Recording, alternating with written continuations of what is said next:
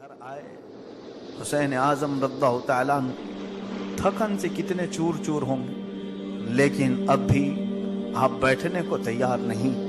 اس کے بعد اپنے گھر میں آ کر اپنی کنیز سے کہتے ہیں جاؤ پرانا صندوقچہ زینب کے پاس رکھا ہے، اس میں ایک پرانا کرتا ہے، جبہ ہے، وہ اٹھا لاؤ، لیکن زینب کو کہنا مت۔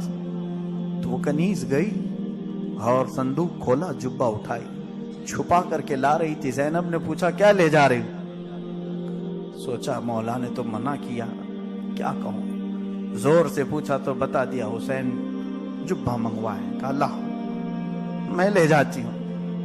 لے آئی اور لا کر کے حسین اعظم کے پاس پیش کرتی ہے، جبہ آپ نے منگوایا؟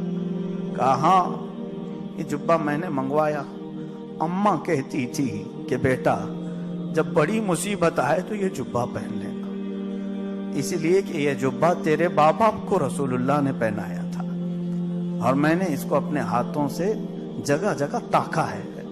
حسین اعظم نے جب یہ کہا تو کہا اماں نے مجھے وصیت کی تھی زینب جب حسین پر کبھی کوئی آفت آئے وہ بھول جائے تو پہنانا۔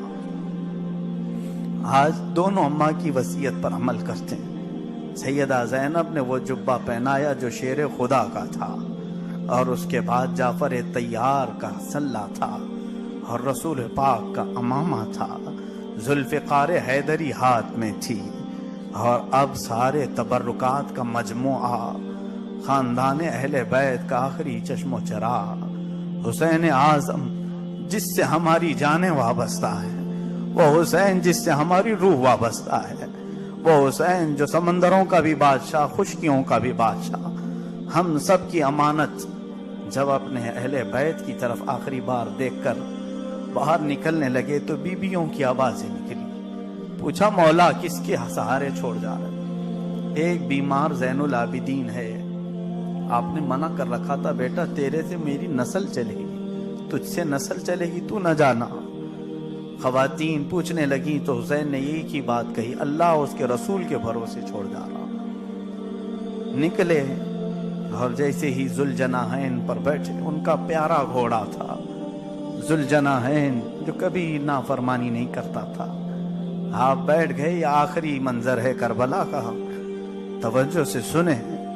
مولا حسین کا چہرہ اس وقت کیسا لگ رہا ہوگا، رسول اللہ کا امامہ سر پر اور جبہ علی جسم پر، جعفر طیار کا پٹا کمر پر، ہاتھ میں حیدر کرار کی ذوالفقار چمک رہی ہو، اور جیسی ہی گھوڑے پر سوار ہوئے وہ دنیا کے عظیم بادشاہوں میں ایک بادشاہ نظر آ رہا تھا۔ اسی لیے تو میرا غریب نواز پکارا ہے شاستس، بادشاہستس۔ تم کیا سمجھتے ہو کہ کربلا میں لٹ گیا؟ نہیں، وہ تو دنیا میں جتنے بھی آئیں گے ان سب شاہوں کو بنانے والا بادشاہ ہے۔ گھوڑے پر سوار ہوئے، فی امان اللہ کہا، گھوڑے کو ایٹ لگائی، چل اب کربلا میں تیرا ہی جوہر دکھانے کا وقت آ گیا۔ آگے آپ چل پڑے، لیکن گھوڑا آگے بڑھنے کو تیار نہیں تھا۔ آپ نے پھر اس کو برچھی ماری، پوچھا ذوالجناحین تو کبھی میری نافرمانی نہیں کیا، آگے بڑھ۔ پھر آپ دیکھا گھوڑا آگے نہیں بڑھتا، اتر کر کے دیکھا تو بی بی سکینہ پیروں کو پکڑے بیٹھی ہوئی تھی، ذوالجناحین کے پیروں کو پکڑے بیٹھی تھی۔ وہ نیچے سے کہہ رہی تھی ذوالجناحین بابا کو لینا جانا، ہماری آبروؤں کو لینا جانا۔ حسین نیچے اتر آئے، اپنی سکینہ کو اٹھایا اور گلے سے لگایا، کہا بچی جا اپنے گھر۔ کہا بابا کس کے حوالے؟ کہا اللہ کے حوالے، رسول پاک کے حوالے۔ ایک اور عجیب بات میں آپ کو سناؤں، جب مکہ سے امام حسین نکلے تھے، ابھی دیکھیں آپ، حسین اعظم کربلا میں آئے اور جا رہے تھے، جانے کے بعد یزیدیوں کو پھر سے ایک خطبہ سنایا، وہ خطبہ بھی کام نہ آیا۔ سیدنا مولا حسین اخیر میں اپنی تلوار کے جوہر دکھانا شروع کیے، اور تنہا علی کا لال ہزاروں میں گھر گیا۔ وقت جمعہ آ گیا، اور یہی وہ وقت تھا جب ہر جگہ سے اذانوں کی آوازیں گونج رہی تھی، اور نواسہ رسول جنگ میں گھرا ہوا تھا۔ ہر طرح سے تلواریں تیریں برسائی جا رہی ہیں، اور امام حسین ہر تیر کو نکال کر پھینکتے، کبھی پیچھے پلٹ کر کے دیکھتے خیمے میں کوئی ہے، کوئی نہیں آتا تھا۔ کون تھا؟ سب کے بعد امام حسین آئے تھے۔ اس کے بعد یزیدیوں نے کہا کہ حسین کو روکنا ہوگا، اس کو کوئی چیز روک نہیں سکتی۔ اس کے بعد تھکان سے کئی مرتبہ نیچے گر گئے، پھر گھوڑے پر سوار ہوئے۔ اچانک کان میں اذان کی آواز آئی، سامنے کفار کی طرح شقی دل رکھنے والے یزیدی، یہ تمام بدبخت، میں امام شافعی کے مسلک کے مطابق ان سب کو کافر سمجھتا ہوں، اگرچہ امام اعظم ابو حنیفہ کا مسلک اور ہے۔ ظاہر سی بات ہے اہل بیت کو اس طرح سے کاٹنا۔ امام جعفر صادق سے پوچھا گیا تھا کہ آپ کے بابا کو کیسے شہید کیا گیا؟ آپ کہتے تھے کہ جیسے بھیڑ بکرے کو مارا جاتا۔ کہا آپ ایسی تشبیہ کیوں دے رہے ہیں اپنے بابا کو؟ اس لیے کہ بھیڑ بکرے کو جب مارا جاتا ہے تو اسے پانی بھی پلایا جاتا ہے اور اس کو لٹایا بھی جاتا ہے، پیر بھی باندھے جاتے ہیں، لیکن بابا کے ساتھ ایسا نہیں ہوا۔ پھر آپ کیوں تشبیہ دے رہے ہیں بھیڑ بکرے کی طرح ہمارے بابا کو شہید کیا گیا؟ کہتے ہیں ایک کام تم دیکھنا، جب بھی بکرا ذبح ہوتا ہے کسائی کاٹنے والا کاٹتا ہے، سامنے کھڑا ہوا کوئی منع نہیں کرتا۔ میرے باپ کے ساتھ ایسا ہی ہوا، کاٹنے والے کاٹ رہے تھے اور دیکھنے والے دیکھ رہے تھے، تماشا دیکھ رہے تھے۔ امام حسین اچانک رک گئے، ذوالجناحین سے کہا اے پیارے گھوڑے تو ہٹ جا، تو ڈھال بن جا میری، میں 2 رکعت نماز ادا کر لوں۔ یہ حسین اعظم کا آخری وقت ہے۔ سوچو اے مسلمانوں، وہ حسین جس کو مدینہ اپنا پیارا وطن نہیں روک سکا، جس کو مکہ نہیں روک سکا، جس کو علی اکبر کا قتل اور شہید ہونا نہیں روک سکا، جس کو عباس علمبردار کے بازو کٹے ہوئے نہیں روک سکے، علی اصغر کے چھوٹے سے ننھے بچے کی جان نہیں روک سکی، اس حسین کو جنگ میں آنے سے زینب، سکینہ اور خواتین اہل بیت کی بے یاری نہیں روک سکی، پھر کس چیز نے روکا تلوار نیچے رکھنے؟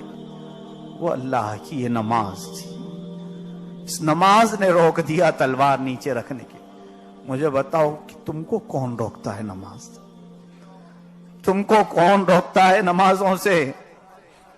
اس حسین کو علی اصغر کی موت نے نہیں روکا، اس حسین کو علی اکبر اور قاسم کی موت نے نہیں روکا۔ تمہارے آس پاس کون سی تلواریں لہرا رہی؟ حسین سجدے میں چلے گئے، شمر نام کے ظالم نے آپ کے سر مبارک پر تلوار رکھی اور دنیا والوں کو پکارا گواہ رہنا یزید کے پاس، کہنا کہ حسین کا گلا میں نے الگ کیا ہے، اور یہ کہتے ہوئے ذبح کر دی، انا للہ و انا الیہ راجعون۔ تو نہ رہتا تو نہ رہ جاتی صداقت اے حسین، کلمہ شہادت ہے تیری شہادت اے حسین، کلمہ توحید ہے تیری شہادت اے حسین۔ حسین اعظم رضی اللہ تعالیٰ عنہ کو سجدے میں جاتے ہوئے تو دیکھا، لیکن اٹھتے ہوئے پھر کسی نے نہیں دیکھا۔ آج بھی زمین انتظار میں ہے کہ ایسا کوئی سجدہ آئے، ایسا کوئی سجدہ آئے۔ حسین کی شہادت کے بعد اب حالت کیا ہونی چاہیے میں آپ کو بتاؤں۔ مکہ مکرمہ سے نکلتے ہی جیسے ہی حضرت امام حسین کے قافلے کو یہ خبر ملی تھی کہ امام مسلم بن عقیل شہید ہو گئے کوفہ میں، تو ان کی ایک بچی بھی تھی، بیوی بھی تھی امام مسلم بن عقیل۔ امام حسین نے امام مسلم بن عقیل کی بچی کا دل رکھنے کے لیے سونے کی بالیاں کان میں پہنائی۔ بابا کا انتقال ہو گئے کوفہ میں اس کے، اور ماں کو بھی بالیاں پہنائی، صبر رکھو۔ بچی بالیاں پہن کر کے اچھل کود کرنے لگی۔ بابا کا انتقال ہو گیا کوفہ میں، اور یہاں چھوٹی سی تھی، اور اس کے بعد جس دن حسین کا سر کٹا، سکینہ اپنی اماں سے کہتی جس کا باپ مرتا ہے اسے بالیاں پہنائی جاتی، میرا بابا بھی چلا گیا، مجھے کان کی بالیاں کوئی پہنائے گا؟ اسی اسنا میں یزیدی ظالم شمر جس نے حسین کا سر الگ کیا تھا، وہ آیا اور بی بی سکینہ کے بال پکڑ کر کھینچا اور ان کے کانوں کو کھینچتے ہوئے کہا کہ میں تجھے بالیاں پہناؤں؟ سکینہ نے کہا کہ تیرے سینے پر میں جہنم لکھا ہوا دیکھ رہی ہوں۔ اتنا سن کر کے وہ گلابی رخساروں پر اتنے تماچے مارا کہ ننھی 9 سال کی سکینہ کے ہونٹ سے خون جاری ہوا۔ سیدہ زینب نے اپنے دوپٹے میں چھپا لیا اپنی اس بچی کو۔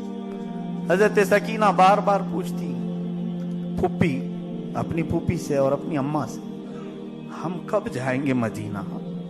ہم کب رک جائیں گے؟ پوچھتی خواتین اب کیا کرو گی مدینہ جا کر کے؟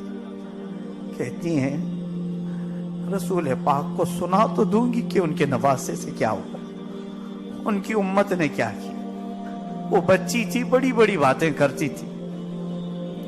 گھر کی خواتین خیمہ اہل بیت میں، میرے آج کی خواتین اسلام سے میں گزارش کروں گا، کربلا کے واقعات سننے کے بعد عہد کر لو میری ماں اور بہنوں کہ ان کا سب لٹ گیا تھا لیکن پردہ نہیں لٹا، پردہ نہیں لٹا۔